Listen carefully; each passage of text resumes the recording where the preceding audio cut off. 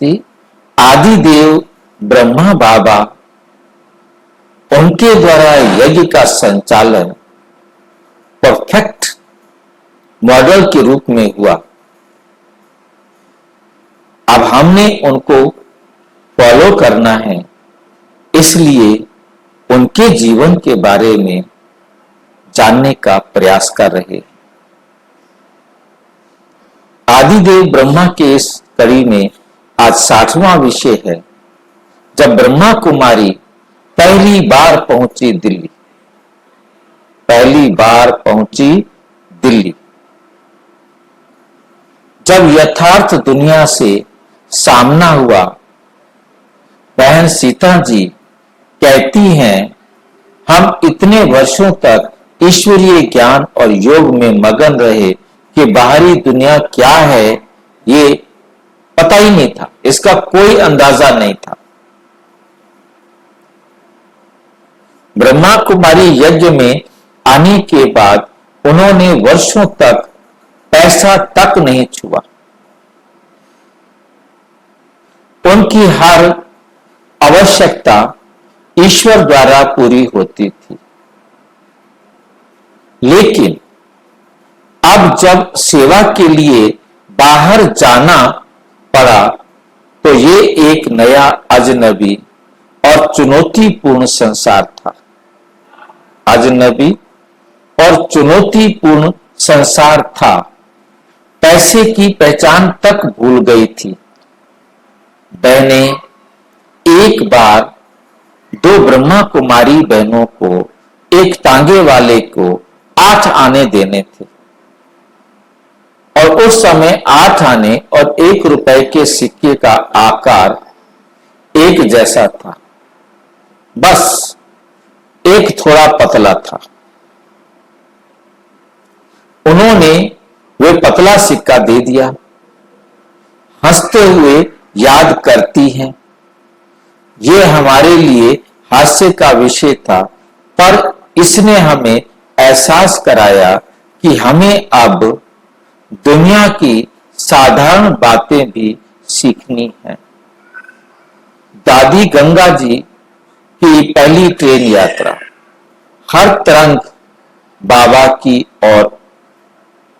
दादी गंगा जी जब पहली बार ट्रेन में बैठी तो विचारों की तरंगें सिर्फ बाबा की ओर दौड़ रही।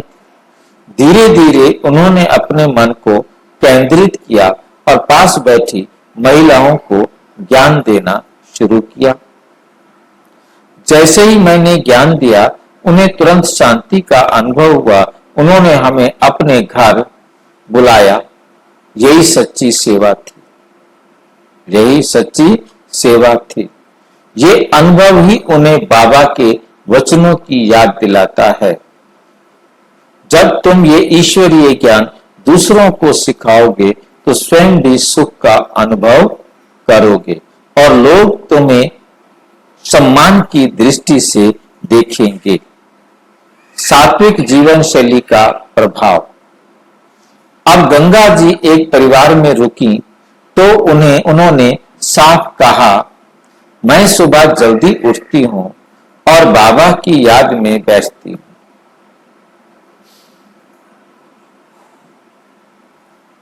मैं सात्विक भोजन ही बनाती और खाती हूं। अगर आप भी शुद्ध भोजन अपनाएं तो यह आपके लिए भी कल्याणकारी होगा। उनका नियमित और सात्विक जीवन देखकर वो परिवार प्रभावित हुआ और उन्होंने कई बातें सीखी, जैसे भगवान को भोग लगाना।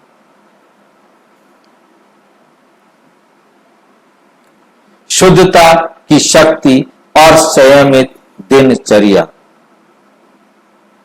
लेकिन फिर भी एक संशय था, क्या यह जीवन शैली साधारण लोगों के लिए संभव है? क्या ये जीवन शैली साधारण लोगों के लिए संभव है? एक असंभव इच्छा, नेहरू और इंदिरा गांधी से मिलना। अब गंगा जी ने कहा कि वे प्रधानमंत्री नेहरू जी और इंदिरा गांधी से मिलना चाहती थी। तो सब हंस पड़े। नेहरू जी से कोई ऐसे मिल सकता है क्या? वो तो देश के राजा हैं, बिना मुकुट के वे कैसे वे किसी को यूं ही नहीं मिलते। लेकिन गंगा जी को पूर्ण विश्वास था, ये कोई व्यक्तिगत इच्छा नहीं थी, ये ईश्वर की प्रेरणा थी। बाबा ने उन्हें एक ग्रामोफोन रिकॉर्ड और साहित्य दिया था और वो केवल बाबा का संदेश देने जा रही थी। चमत्कारी प्रवेश, बिना रोक टोक, सीधे अंदर। गंगा जी बिना मार्ग जाने ईश्वर को साथी बनाकर निकली और आश्चर्यजनक रूप से बिना किसी रोक टोक के पहले इंदिरा गांधी से फिर पंडित नेहरू से मुलाकात हुई। इंदिरा गांधी ने कई प्रश्न पूछे। आप किस प्रकार की सेवा करती हैं? आपके पास कितनी माताएं हैं? आप कौन सा ज्ञान देते हैं? गंगा जी ने उन्हें बाबा का संदेश दिया, माउंट आबू आने का निमंत्रण दिया और पवित्रता का महत्व समझाया। इसके बाद नेहरू जी को भी साहित्य और रिकॉर्ड दे करके उन्होंने वर्तमान समय की गहराइयों और पवित्रता की आवश्यकता को समझाया।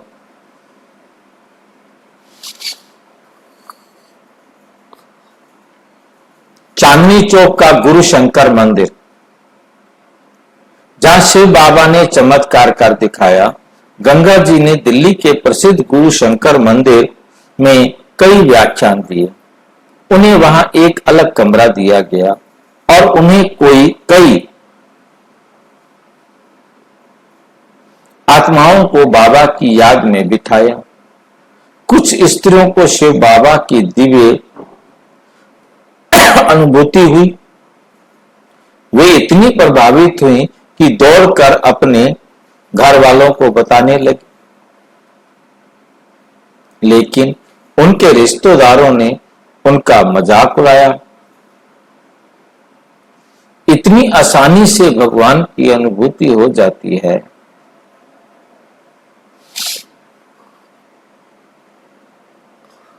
इतनी आसानी से भगवान की अनुभूति हो जाती है क्या? हमारे ऋषि मुनि वर्षों तपस्या करते हैं और फिर भी नहीं पाते। निष्कर्ष, जब विश्वास और पवित्रता मिलते हैं तो असंभव भी संभव हो जाता है।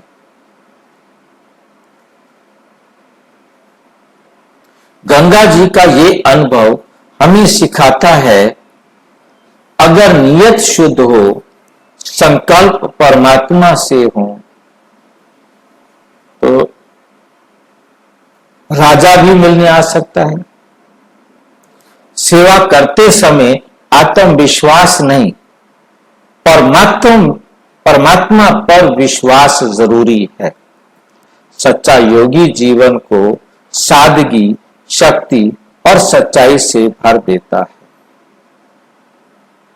अच्छा, ओम शांति। और विस्तार से जानने के लिए प्रजापिता ब्रह्मा कुमारी ईश्वरीय विश्वविद्यालय के किसी भी सेवा केंद्र पर संपर्क करें। और यदि कोई प्रश्न है तो 9213106986 पर केवल टेलीग्राम करें। 9650692270 पर केवल व्हाट्सएप करें। फोन नहीं। ओम शांति।